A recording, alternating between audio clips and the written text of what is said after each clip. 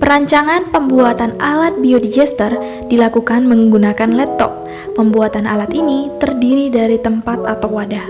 Wadah pertama merupakan wadah kotoran maupun makroalga. Wadah ini memiliki pengaduk tepat di atasnya yang digunakan untuk mengaduk bahan biogas dan melakukan pencampuran makroalga. Wadah kedua merupakan tempat penampungan gas. Wadah pertama dan kedua harus dalam kondisi kedap atau tertutup agar stabil.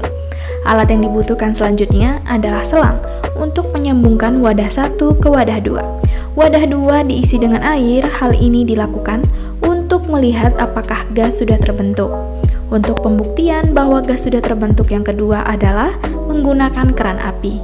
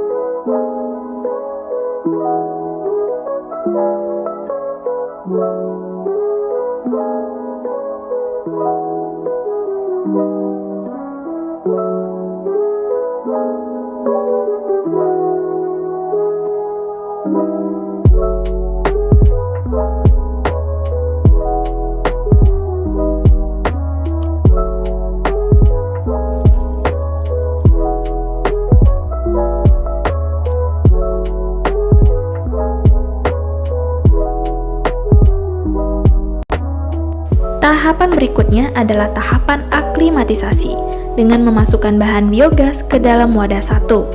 Perhitungannya adalah 18 liter dikali dengan 2/3 liter, sehingga didapatlah 12 liter bahan biogas. Selanjutnya dilakukan perbandingan 1:1, 6 liter air laut plus 6 liter kotoran sapi. Tahapan tersebut berguna untuk penyesuaian atau adaptasi suatu organisme terhadap lingkungan yang baru dimasukinya.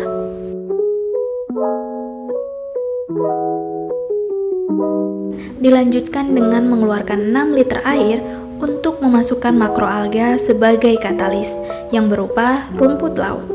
Makroalga yang digunakan harus melalui proses penghancuran menggunakan blender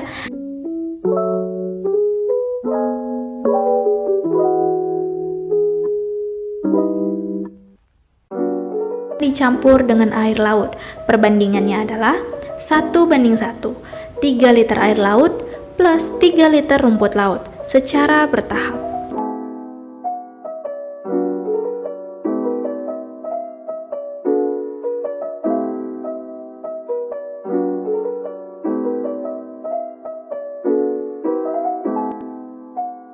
Pembentukan biogas secara biologis memanfaatkan sejumlah mikroorganisme anaerob, meliputi 3 tahap. Tahap hidrolisis atau tahap pelarutan. Pada tahap ini, bahan yang tidak larut seperti selulosa, polisakarida, dan lemak diubah menjadi bahan yang larut dalam air seperti glukosa. Di sini, bakteri berperan mendekomposisi rantai panjang karbohidrat, protein, dan lemak menjadi bagian yang lebih pendek. Tahap asidogenesis atau tahap pengasaman. Pada tahapan ini, bakteri asam menghasilkan asam asetat dalam suasana anaerob. Bakteri akan menghasilkan asam yang berfungsi untuk mengubah senyawa pendek hasil hidrolisis menjadi asam-asam organik sederhana seperti asam asetat, H2, dan CO2. Karena itu, bakteri ini disebut pula bakteri penghasil asam atau asidogen. Bakteri ini merupakan bakteri anaerob yang dapat tumbuh pada keadaan asam. Untuk menghasilkan asam asetat, bakteri tersebut memerlukan oksigen dan karbon yang diperoleh dari oksigen yang terlarut dalam larutan. Selanjutnya yaitu tahapan metanogenesis atau tahapan pembentukan gas metana. Pada tahapan ini, bakteri metana membentuk gas metana secara perlahan secara anaerob. Proses ini berlangsung selama 14 hari dengan suhu 25 derajat Celcius di dalam digester. Pada proses ini akan menghasilkan 70% CA4 atau gas metana 30% CO2 atau karbon dioksida, sedikit H2 atau hidrogen, dan H2S, hidrogen sulfida.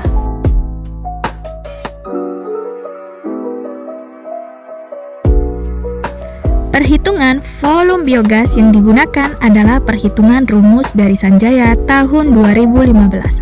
Dengan rumus, volume gas sama dengan volume air di wadah 2 atau wadah penampung dengan satuan mililiter dibagi per hari. Pada praktikum ini, volume air yang digunakan dalam wadah 2 adalah 2,25 liter atau 2250 mililiter dengan proses pembentukan selama 14 hari.